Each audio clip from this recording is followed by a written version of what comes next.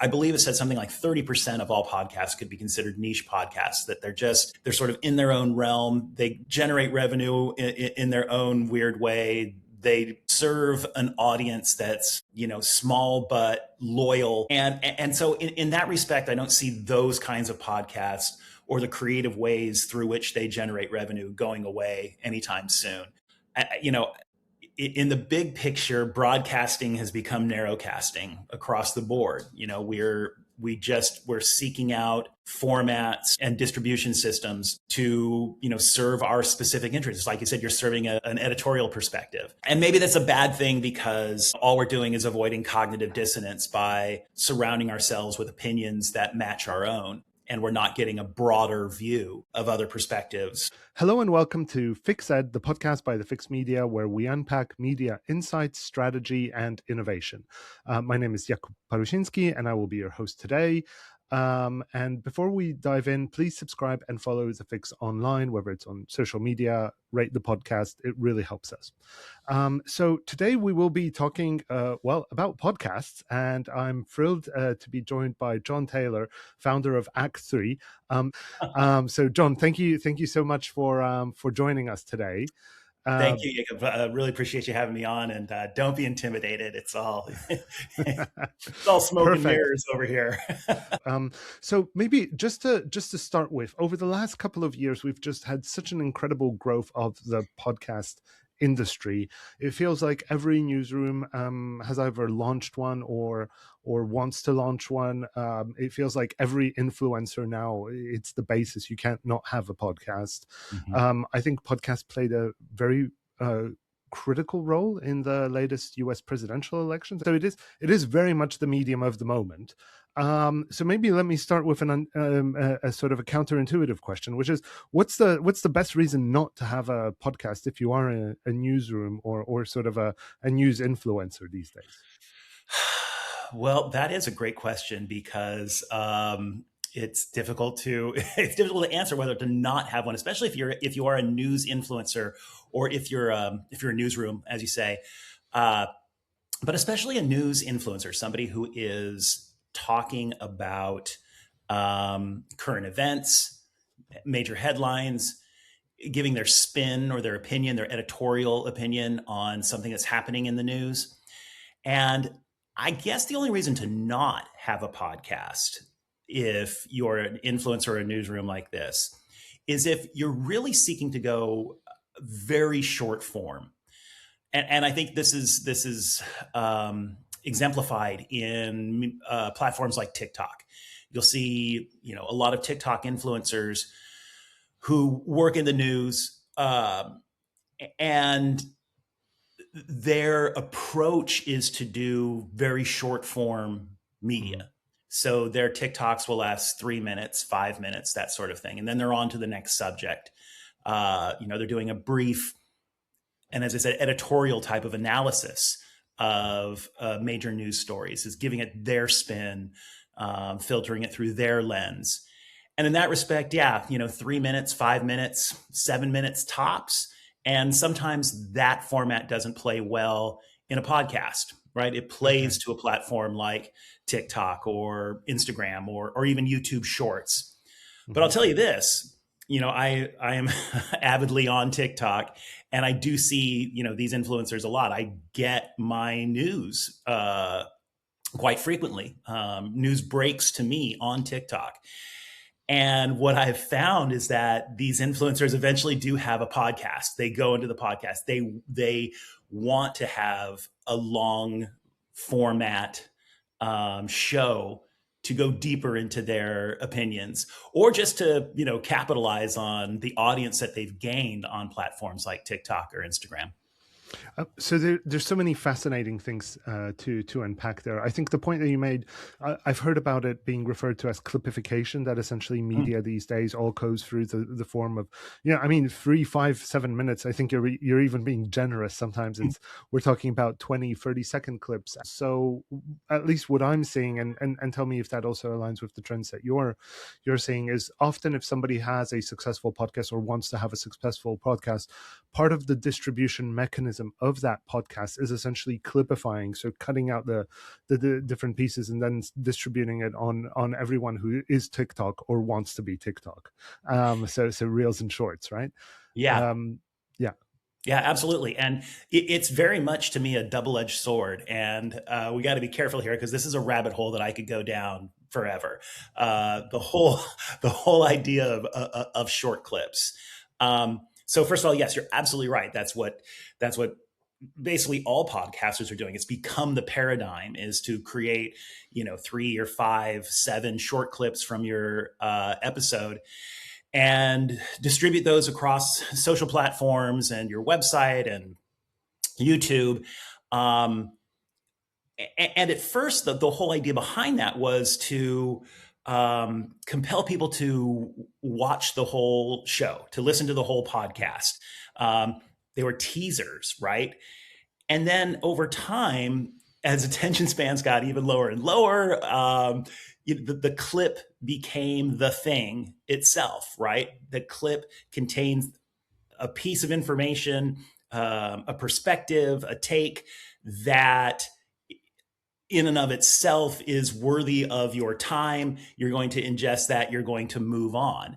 And so you've seen this pattern of behavior now where listeners, viewers will give you the 1 minute or 2 minutes of their attention to watch that clip, absorb it, and then they'll move on and they won't subscribe to the podcast. They won't listen to the full podcast. To them, they got the piece of information that they were looking for or that they felt was interesting or compelling. They'll give you that amount of attention, then they'll move on.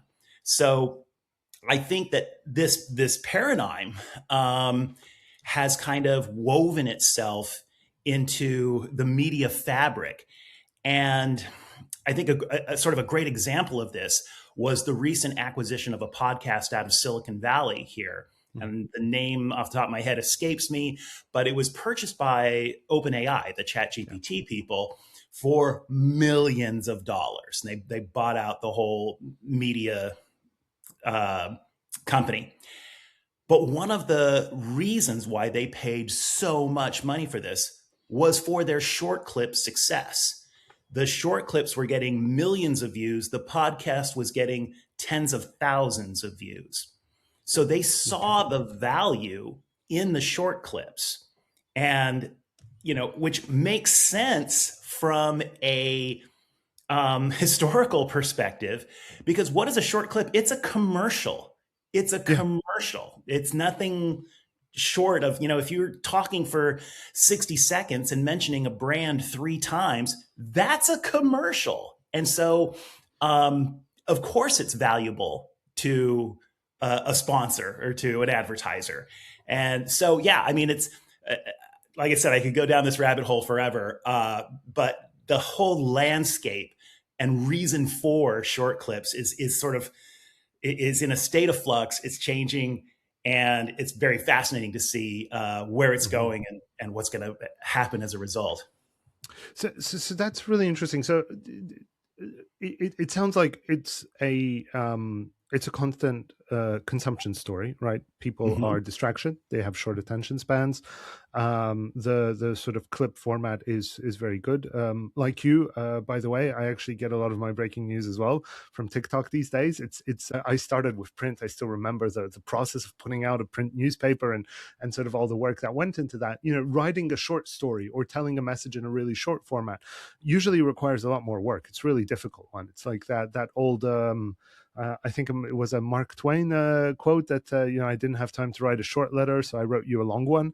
Right. So there is a lot of effort that goes into that, but just the format of having something that is so immediate that you can only focus on it for 20 seconds and it already gives you something useful, as well as a small dopamine hit. I mean, that is clearly the model of the day. As you mentioned, it's also a money issue.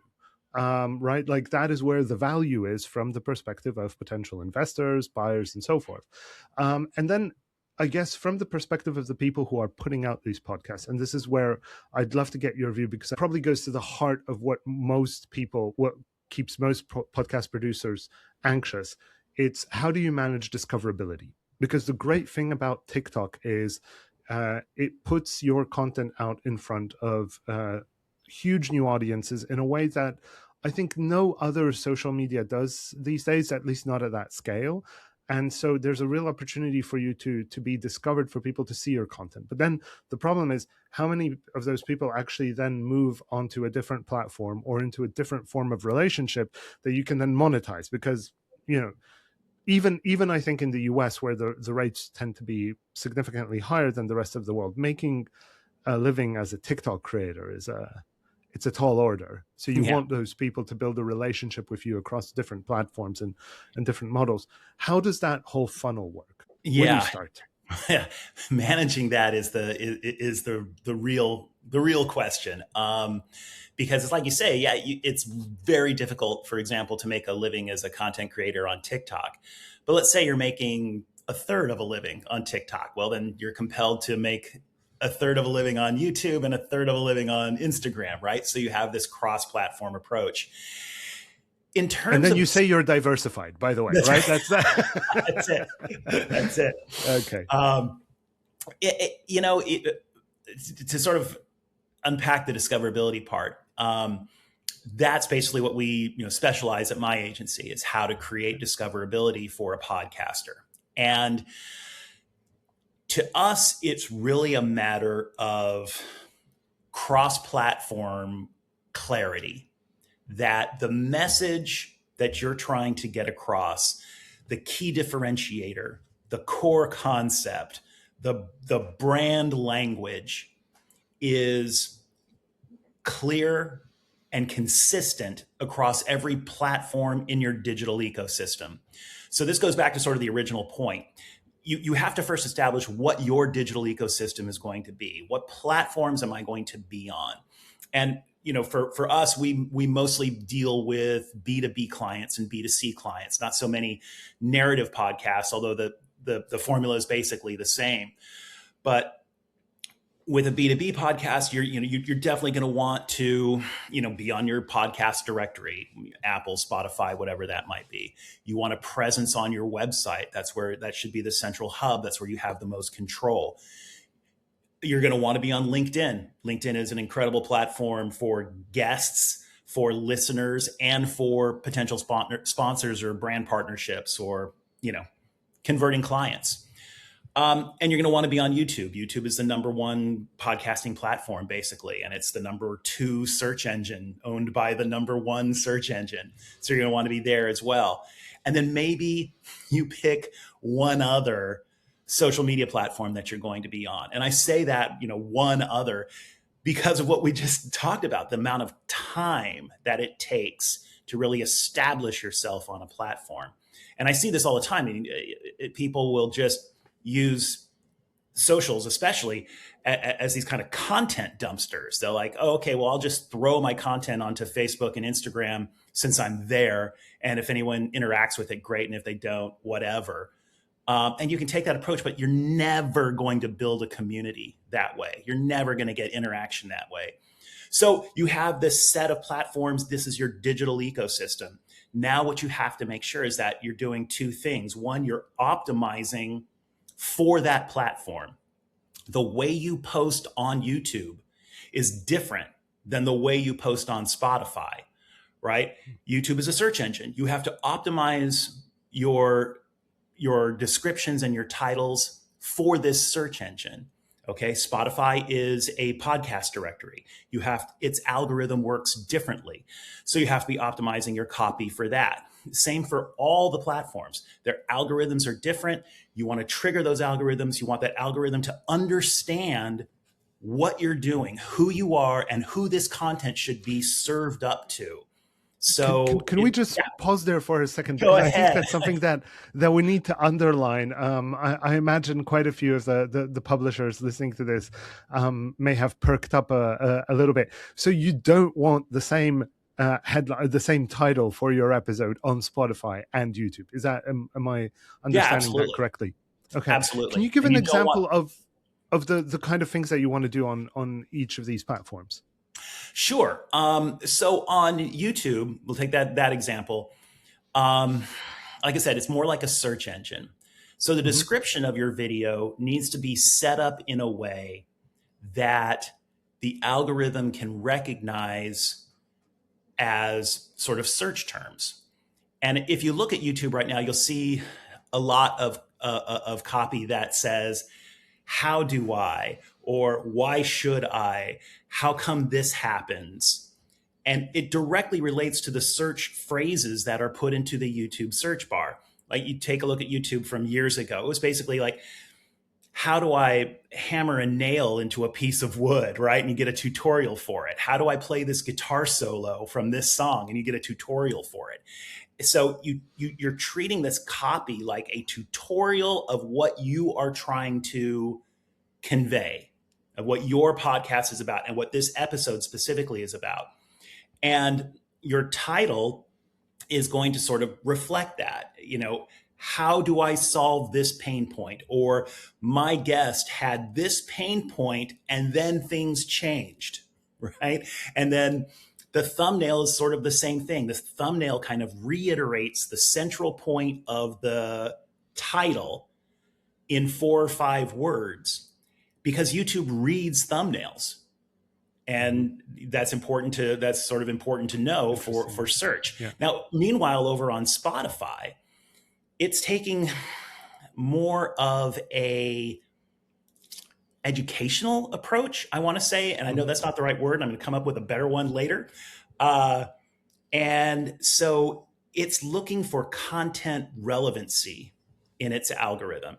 It really, this is a blanket statement for all platforms want to keep you on the platform. Their number one objective, to keep you on the platform. So Spotify is looking for the most relevancy in its titles and descriptions, so that when a person comes in there looking for content, it gets found as fast as possible, so they don't get frustrated and leave the platform. So the focus is on relevancy. So the more detailed you can get on Spotify about the exact point you're trying to make, the problem you're trying to solve, the person you're trying to reach, the algorithm responds more to that.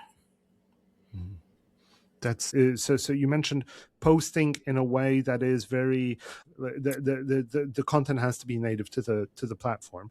I think it is something that is underappreciated, at least it seems to me anecdotally, talking to various podcast producers, at least across Europe, that just how tailored that has to be. But that's a really great point.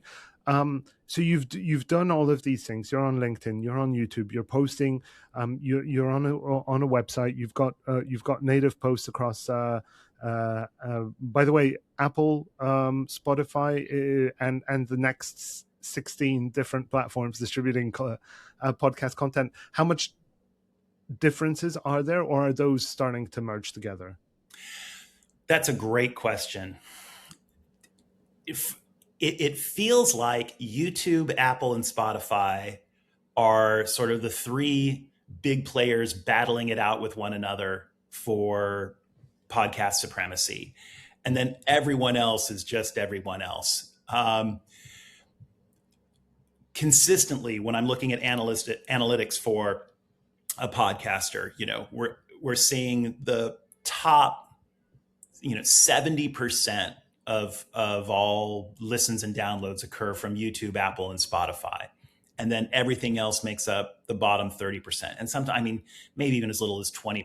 And that's spread across, Amazon, iHeart, Deezer, all the other supplementary platforms.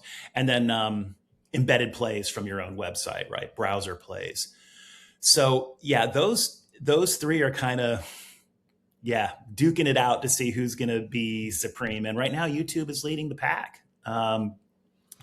It's kind of a pain and kind of a time consumer to have to post separately, for the three of those. But it's the most effective thing that you can do.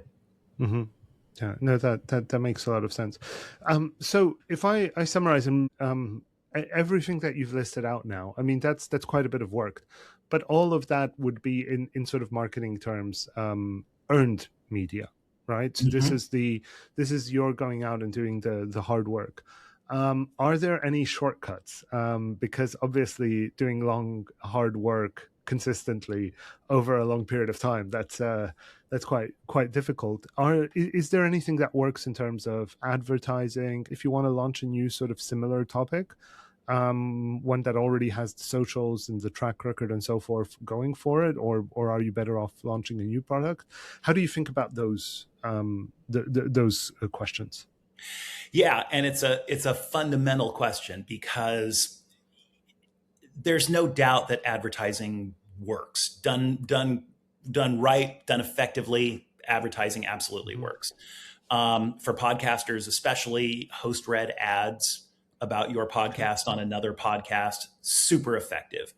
Um, YouTube ads for YouTube subscribers, super effective. Um, as you know, again, if they're targeted correctly, if you are doing an ad for your podcast that's appearing on YouTube and it's targeted towards the people most likely to subscribe to your channel in the countries where you want to build your audience, and then they subscribe, yeah, that's that's most likely an engaged subscriber. Um, and there's no doubt that, we see in these kinds of paid campaigns that we do see progress. You see the views increase, you see the downloads increase, you see the subscriber rates increase. You just have to measure that outcome versus the revenue you're generating.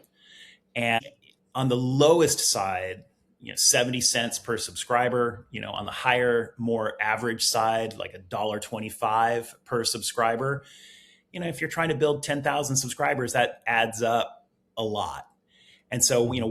what kind of return are you getting on that? And if you have a cost per thousand model where it's like, oh, I'm just doing general advertising.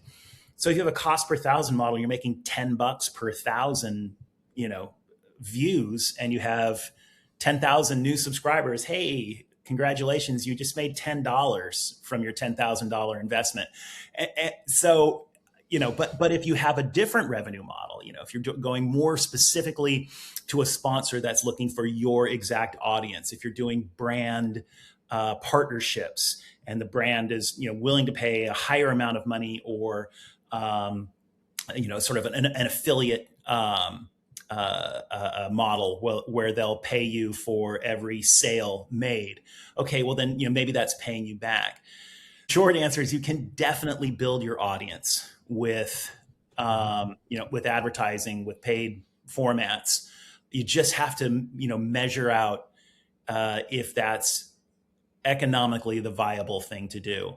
And it's really why we encourage, and why we almost 95% focus on organic growth, Okay. uh, and sort of the foundational organic growth, where like we talked about before, when you're optimizing all of your platforms and you're making message consistency and clarity, then these platforms are working for you on a 24/7 basis, getting your podcast out there, getting it more discovered, and organically building your audience. Do you see that kind of organically built audience is more loyal, more engaged than the Yes, advertising one? Or yeah? 100%. Yes, Okay. absolutely, absolutely. Like, Mm. yeah, adamantly Fair yes. enough. Yeah, the organic audience is way more engaged. Yeah. Okay. Okay. If sort of thinking about the newsrooms of today, what would you see as the areas that are um, too busy? As in, there's just too many competitors. There's too much noise. It's really difficult to stand out versus the ones where there might be a bit more space to actually launch something new. What would you see as the areas for growth versus the ones where it's everyone is there and everyone's just crowding each other out? The question, you wouldn't think it was, because there isn't a ton of legacy media left over right now, especially here in the United States. our legacy medias are getting bought up. They're getting conglomerated. They're being put into editorialship by political operatives. It's a mess, but it's still a very, very crowded space. And because it's a crowded space, the result, and this might just be opinion, is that you're seeing more and more clickbait style of news reporting as opposed to an objective style of news reporting. I got my degree in journalism back in the 80s. And when I was in college, Edward R. Murrow was the god of all journalism, right? And we were taught all about, how do you walk that line between objectivity and editorial? Yeah. And that is being thrown out the window. And you're seeing legitimate news getting more and more, clickified or clipified, even, where the headline and the opening paragraph, is more about just getting that reader. How do I hook them in? How do I get that almighty click? And, and if I have to push the truth a little bit, if we have to distort the reality here a little bit, okay, well, we'll just do that. And, and then that gets followed up by, okay, well, we'll take these news stories that aren't, say, as not legitimate, but as pressing real world news. And we can make those even more clickbaity because there is less impact. There's less consequence for making them clickbaity. And so the competition breeds this lower level of objectivity and just in order to get eyes on the story. And it's detrimental to news itself. It's detrimental to journalism. It's, here in the States, it's detrimental to the First Amendment. It's a bad situation. And I'll just go on my little soapbox here is that absolutely, honestly, I think there should be more public funding of journalism and of newsrooms in general. That if we really want objective news, the news has to be untied from finances. You cannot simultaneously create objective news and be beholden to a sponsor at the same time. Over here, public radio, NPR, tries its best. But, still has to go with sponsorship dollars. And you look on NPR, you see those clickbaity type of headlines, and it's sad and it's bad and it's wrong. Okay. Lecture over. Wait. Are you saying that if Edward R. Murrow, in order to make his career on TikTok, had to present the news while doing it in the format of Subway takes, that would not be great journalism? Okay, so that's a really good point. Yeah, Edward R. Murrow would be huge on TikTok. There's no doubt. But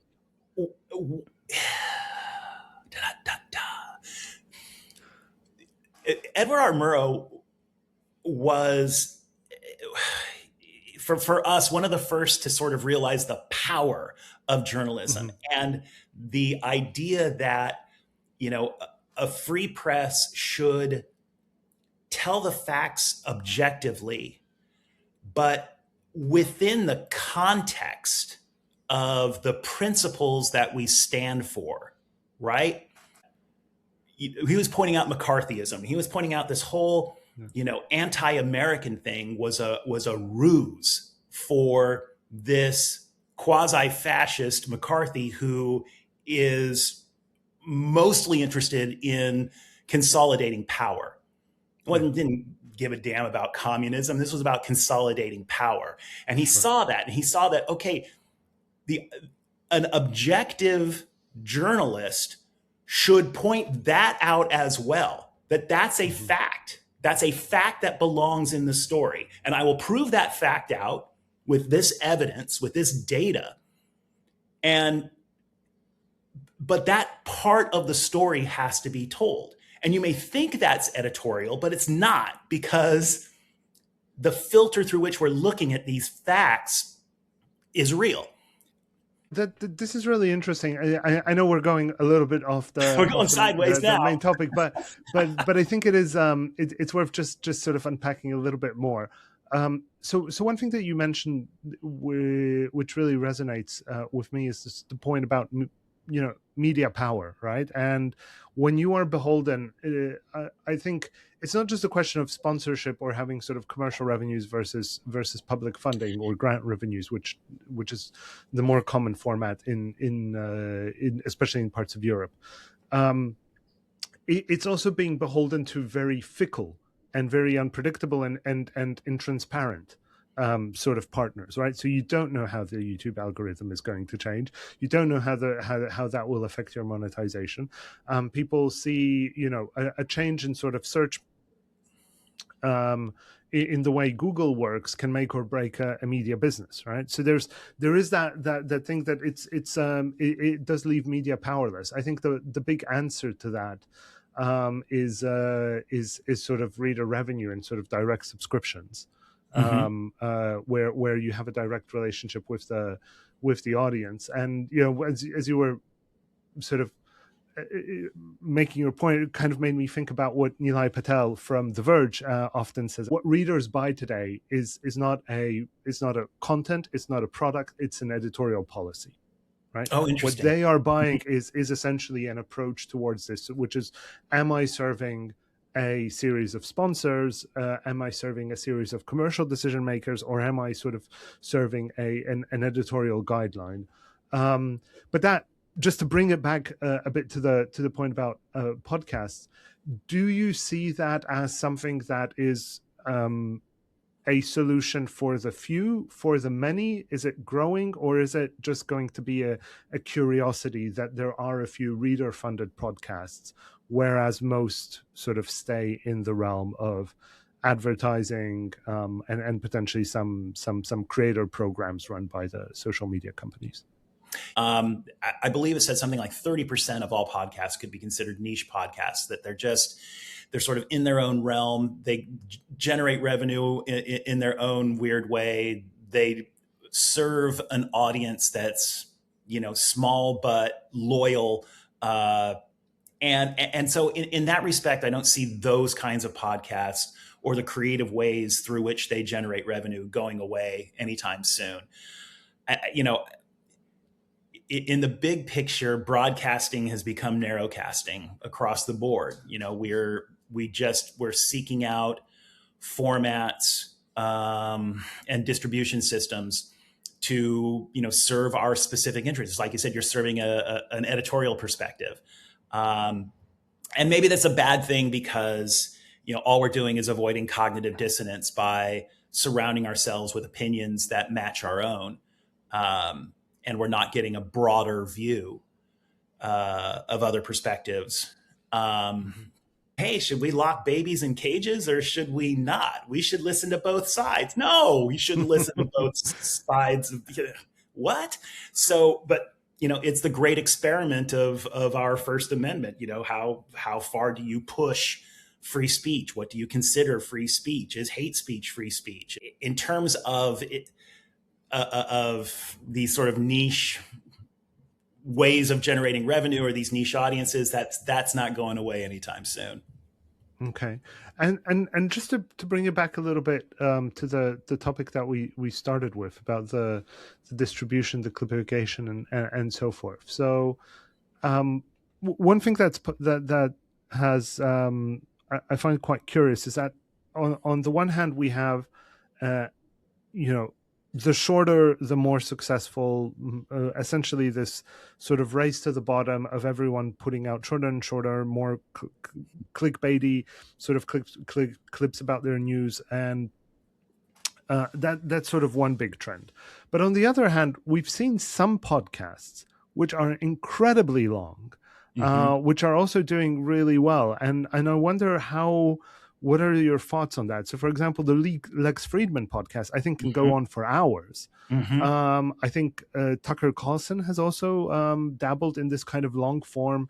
I think they end up being cut up and clipified anyway, right? In terms of the distribution strategy, but still, you look at at some of the YouTube metrics and so forth, and it does look like there's a demand for longer form content. And I wonder, how do these two sort of divergent trends balance each other out? And maybe that's also something that if you have a very sort of specific niche, then people are ready to sacrifice more of their time or give over more of their time. Yeah, I think really that's the answer. We'll never find a balance, and I think this whole thing is Okay. just sort of is still a great big experiment, and we're seeing how it falls out. And it's narrow casting. It is Okay. finding what works for you. Going back to the whole discoverability question, we have clients that are looking for that audience that's willing to give them 90 minutes on a podcast, and the audience that's not, that's okay, my podcast is actually 8 minutes long, and my video series is 8 minutes long, because that's all the attention span that I think my audience is willing to give me. Yeah. So yeah, for these deeper conversations, and for people who have not, suffered from dopamine overload, yeah, 90 minutes, 2 hours. The All In podcast, that's another, really Yeah. long one. But Yeah. the other side of those, when you look at something like All In or Lex Friedman, even Diary of a CEO, or Tucker Carlson, those are high production budget Yes. podcasts. That takes a lot of time, a lot of research, a lot of resources. So, in some respect, it has to work in some way, because it's actually generating enough revenue to support itself. So, yeah, it's individual taste. If there's enough people who are willing to give you Hmm. an hour and a half or 2 hours of their time for a podcast, then you're gonna get more of those. But why not? People give you 90 minutes, 2 hours for a movie, and watch a movie for Sure. 2 hours. Why not listen to a podcast or watch a podcast for that same amount of time? That audience is out there. Do they want to hear what you have to say, is the question. Sure. Yeah. Um, uh, um, to what extent, if gyms were to close tomorrow, to what extent is the podcast industry affected? If gyms were to close tomorrow, as in sort of places to work out, to what extent are podcasts affected? So you were mentioning, why not watch if people can watch a movie for 2 hours, why can't they listen to the All In Pod? And I was thinking, my answer is I can't. I don't have the time to watch 2 hours of a movie. But if it's doing chores at home, or occasionally going to the gym, or whatnot, then maybe I can find those 2 hours there. Yep. Is is there something sort of inherent about today's lifestyle that is, if that goes, then the industry goes? What a fantastic question. I mean, uh, because it's sort of like the snake that's eating its own tail, Yeah. right? We have we have created this lifestyle of go go go, hustle hustle hustle, short attention spans, task oriented, hustle culture, get things done. This has become sort of the new normal, and I think that podcasts became popular because of the flexibility of how you listen to them, right? You had an iPod, and the podcast was on your iPod. So you could take it with you wherever you go, right? So, yes, if gyms close down, that's the end. If you don't commute to work anymore, that's the end. Yeah. If you don't do chores anymore, that's the end. And But it's this whole idea of optimizing your time. I am going to mop the floor and listen to a podcast. The format was developed for the yeah. lifestyle, and the lifestyle perpetuates the format. So so what was the impact of COVID? Because that must have been such a strange effect. On the one hand, I mean, no sort of commuting, going to the gym, and so forth. So you've got that consumption area sort of disappearing. But then people, People craved connection. They wanted to listen to something. Podcasts are very intimate as a medium because you hear it straight in your ears. So did going out lead to a spike or both? I do know that Zoom went through the roof during COVID. And that was sort of the first thing that came to mind for me, is that because of lockdowns and quarantines, there was such a need for connecting that I think social media really took over a lot. Yeah, People were doing a lot of, Facebook Live. They were really trying to just see each other and talk to each other. Zoom, like I said, took off a sure. lot during that period as people really sought out human connection. And you know what, I would be fascinated at looking at what podcast numbers did during that time. But I know that for me personally, I leaned more towards the actual human connection part of it. Yeah. Clubhouse was the one, and that had that connection because it was live and everything, and you could join and listen to people talk. And John, thank you so much. Maybe one just last question: if you have a couple of tips for people who are producing a podcast and they think the content is great and everything is going well except for the numbers, where would you? What would be your 3 tips for them as to where to go looking for the culprit and how to fix that? Okay, great. First thing I do is kind of look at how I'm messaging myself across platforms. And not to be a broken record here, but it's so important that there is a clarity of message that is consistent across every platform that you touch. If not for any other reason than for AI search. That's the way that AI search works. It is a predictive model that is looking for reinforcement. So if your message is being reinforced across every platform and it's clear and it's summarized, it will be found by AI a lot more often. And that's the future of search. That's what is going on. The second is to sort of springboard off of the first, to make sure that you're on all the platforms that you should be. If it's startling to me how many clients come to me and they're not even on one of the majors. They're not even on YouTube or Spotify or Apple. And their LinkedIn doesn't even mention that they have a podcast, and their website says join our podcast and then diverts them to another page, like to the Apple page or to the Spotify page where they can sign up, where the podcast isn't native on their website. And if it's not native on your website, you have 50 episodes out there. That's 50 blog posts, 50 episode summaries, 50 transcripts that you could have had on your website that will create more discoverability for what you're talking about. And to sort of piggyback on this point number 2, it's critical to remember that a podcast is a contained content unit. AI doesn't listen to podcasts. SEO doesn't listen to a podcast. If you want to be discovered from the content in your podcast, you have to unpack it. You have to take it out of that container and put it places, right? You have to put that content on your socials and on your website and on LinkedIn, or else it just stays contained and nobody finds it. And then number 3 is you really do have to sort of take a self-inventory about the content itself, right? What are you talking about on your podcast and who is this for? A great exercise is to just develop your elevator pitch. If you can describe what your podcast is, who it's for, and the pain point it solves in 2 sentences, now you've really defined what your content should be about. And it's startling how many podcasters can't do that. If you got into an elevator with the head of programming from Netflix and they're like, yeah, tell me what your podcast is about. You have until, floor 5 where I get out. Yeah. And you're all, okay, so imagine this podcast where, I'm talking with this guy and you're done, right? So in order to really define your content and the pain points that you solve, the thing that you do that's different, you really have to think about that, develop that out, and that will play, through for the content side as you create your episodes.